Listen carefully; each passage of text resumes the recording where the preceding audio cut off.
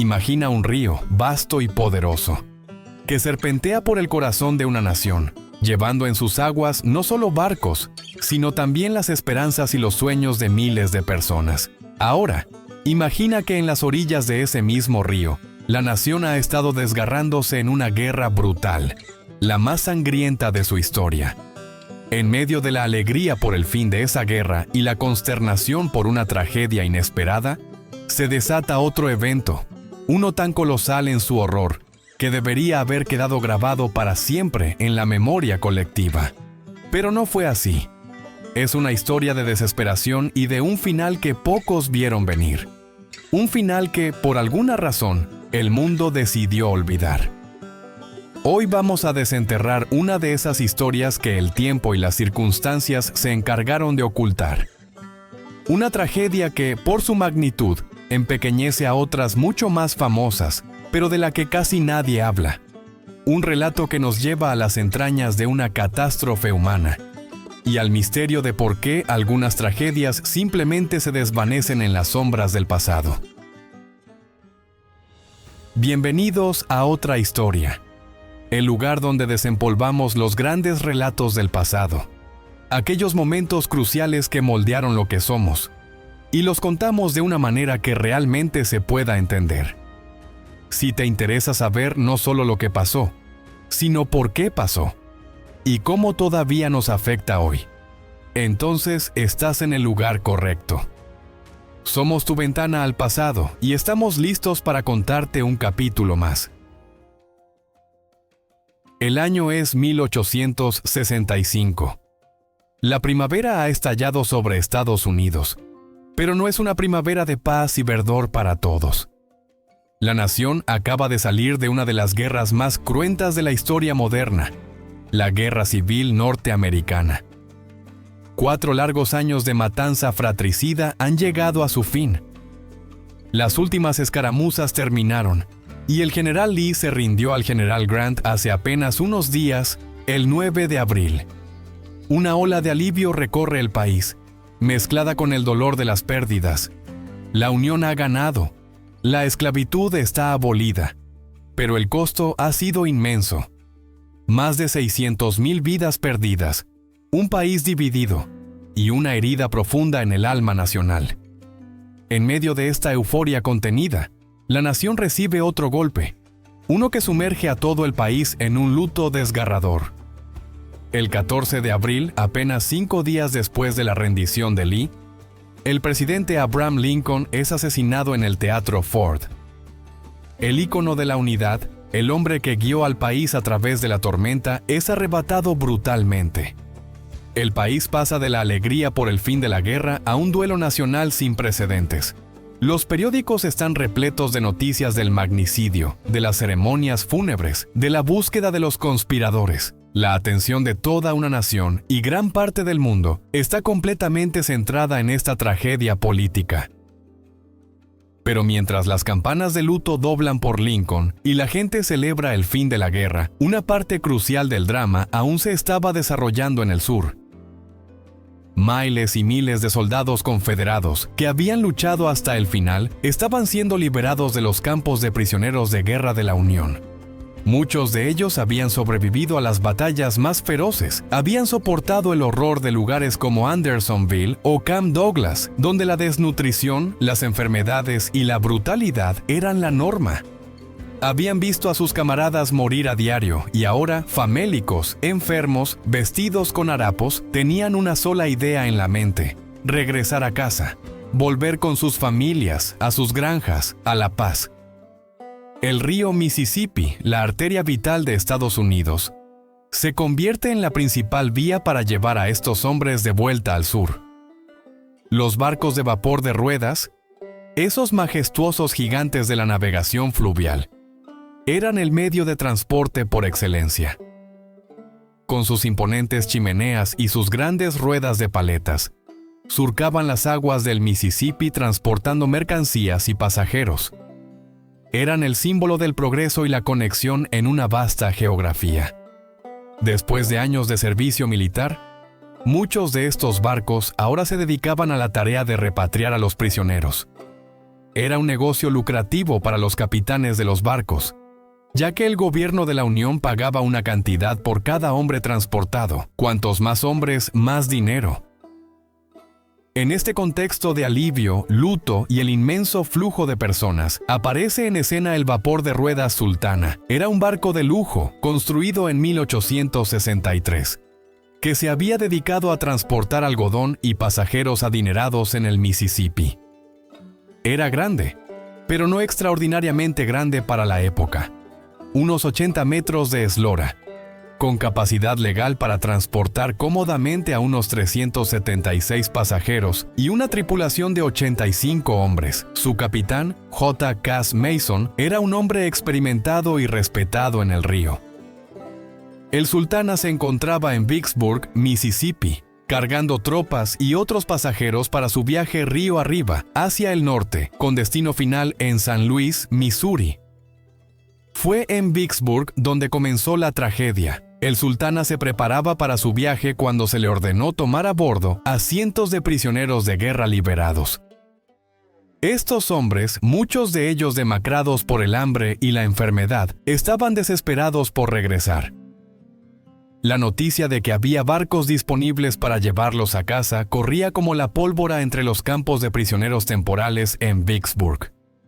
Los funcionarios de la Unión responsables de la repatriación estaban bajo presión para mover a los hombres rápidamente. Querían desocupar los campos antes de que las enfermedades se propagaran y antes de que los fondos asignados para la repatriación se agotaran. Esto llevó a una decisión fatal.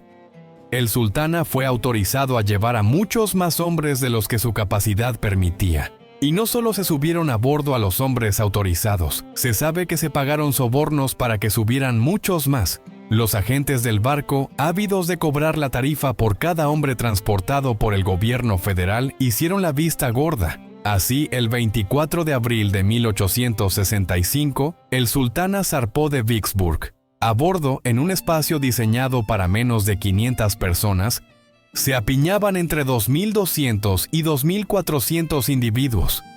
Eran, en su inmensa mayoría, exprisioneros de guerra.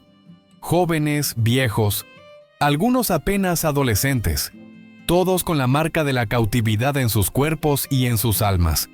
Hombres de Illinois, Ohio, Kentucky, Tennessee, Indiana, regresaban a casa. No había espacio para sentarse, ni para tumbarse. Estaban apilados en cada cubierta, en cada rincón, incluso en los pasillos y en la cubierta de las ruedas, apenas pudiendo moverse. El aire estaba viciado. El calor era asfixiante y el hedor a cuerpo sin lavar y enfermedades era constante. En cada parada, el barco recogía más y más gente. En Memphis, Tennessee, donde llegó el 26 de abril, el hacinamiento era insoportable. Los que estaban arriba tenían que soportar el humo de las chimeneas y los de abajo el calor de las calderas. A pesar de las condiciones inhumanas, el ánimo general era de esperanza. Habían sobrevivido a la guerra, habían sobrevivido a los campos de prisioneros. Esto era solo la última etapa. Aún así, la tripulación del barco estaba nerviosa. Las calderas ya habían dado problemas en el viaje. Un viaje anterior había revelado una fuga en una de ellas, y una reparación rápida y superficial se había hecho en Vicksburg. Pero con miles de vidas a bordo, la presión sobre las viejas calderas era mucho mayor de lo normal. El Sultana continuó su viaje río arriba, sorteando los remolinos y las corrientes del Mississippi, que en esa época de deshielo primaveral, estaba particularmente crecido. El capitán Mason, consciente del peligro, había intentado repartir el peso de los hombres, pidiéndoles que se movieran de un lado a otro para equilibrar el barco, pero era una tarea casi imposible con tal cantidad de gente. Los prisioneros, agotados, solo querían un lugar para descansar. El barco avanzaba lentamente, con un esfuerzo tremendo, por las turbias aguas del río. La noche del 26 al 27 de abril era oscura y calurosa. El Sultana navegaba a unos pocos kilómetros al norte de Memphis, cerca de la isla de Padre. La mayoría de los hombres dormía, agotados, soñando con el hogar. El silencio de la noche solo se rompía por el sonido rítmico de las ruedas de paletas y el siseo de las máquinas. Eran las 2 de la madrugada del 27 de abril. De repente, un estruendo ensordecedor rompió la quietud. No fue un sonido, sino una serie de explosiones colosales. Las calderas del Sultana habían reventado. La fuerza de la explosión fue tal que destrozó la sección media del barco, lanzando fragmentos de madera, metal y cuerpos humanos por los aires. En un instante, el horror se apoderó de todos, el vapor hirviendo y las llamas se extendieron rápidamente por las cubiertas atestadas. Hombres que dormían fueron evaporados al instante, otros fueron lanzados al río o quedaron atrapados bajo los escombros en llamas. El aire se llenó con los gritos de dolor y el pánico de miles de personas. El barco, ahora un infierno flotante, comenzó a hundirse rápidamente. Los supervivientes se lanzaron al Mississippi, que estaba helado por el deshielo y crecido. El río, un salvador para algunos, se convirtió en una trampa mortal para muchos más. Los que podían nadar luchaban contra la corriente y los remolinos. Otros, exhaustos o heridos, simplemente se ahogaron. Había pocos botes salvavidas y la mayoría se destruyeron en la explosión. La gente se aferraba a cualquier trozo de madera flotante, a los cuerpos de sus compañeros, a lo que fuera que les ofreciera una mínima posibilidad de sobrevivir. La escena era de caos absoluto, con el fuego consumiendo lo que quedaba del Sultana, proyectando una luz espantosa sobre las aguas llenas de cadáveres y de gente luchando por su vida. Otros vapores que navegaban por el Mississippi, alertados por el ruido y las llamas, se apresuraron al lugar. Comenzaron las operaciones de rescate, pero la magnitud de la tragedia era abrumadora. Se lograron salvar a algunos centenares de hombres, pero muchos más se perdieron. Los cuerpos continuaron apareciendo en las orillas del río durante semanas, arrastrados por la corriente hasta lugares lejanos. Lo más sorprendente de esta historia no es solo la magnitud del desastre, sino su profundo olvido. El 27 de abril de 1865, el Sultana sufrió el peor desastre marítimo en la historia de Estados Unidos. Se estima que entre 1,168 y 1,800 personas murieron, la mayoría exprisioneros de guerra. Superó con creces las víctimas del Titanic y los primeros días de Pearl Harbor. Sin embargo, no hay grandes películas ni canciones populares sobre el Sultana. La razón de este silencio radica en el contexto de su época. La explosión del Sultana ocurrió solo 12 días después del asesinato de Abraham Lincoln y pocas semanas después de la rendición confederada que puso fin a la guerra civil. La nación estaba en un estado de luto y conmoción tan profundo por Lincoln, y la alegría por el fin del conflicto era tan abrumadora, que simplemente no había espacio en la conciencia pública para otra tragedia, por monumental que fuera. Los periódicos, que tenían a Lincoln en sus primeras planas, relegaron la noticia del Sultana a unas pocas líneas, cuando no la ignoraron por completo. Las investigaciones posteriores confirmaron que la causa principal fue una combinación fatal. Las 4 calderas del barco estaban en mal estado y mal reparadas, y el barco fue terriblemente sobrecargado, llevando a casi 6 veces su capacidad legal. La presión a la que se sometieron las calderas en esas condiciones, mientras el barco luchaba contra la fuerte corriente del Mississippi, fue sencillamente insostenible. Hubo negligencia, corrupción y avaricia, todo enmarcado en el caos y el final de una guerra. El capitán, que seguramente sabía el riesgo, murió en el desastre. Aunque se realizaron algunas investigaciones, nadie fue realmente castigado. La historia del Sultana es un sombrío recordatorio de cómo la memoria colectiva puede ser selectiva.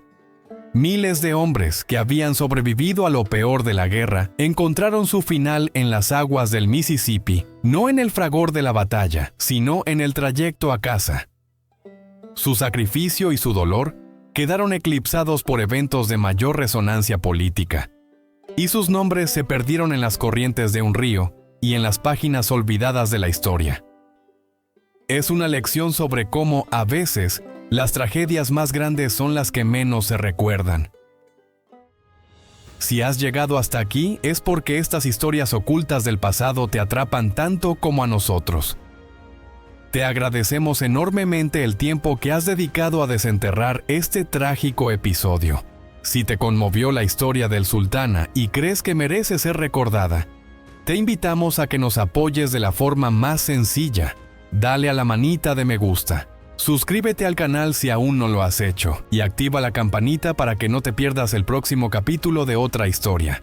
Comparte este video con alguien a quien le pueda interesar. Recuerda que todo esto es completamente gratis para ti y nos ayuda muchísimo a seguir investigando y trayendo cada semana otra historia interesante como esta.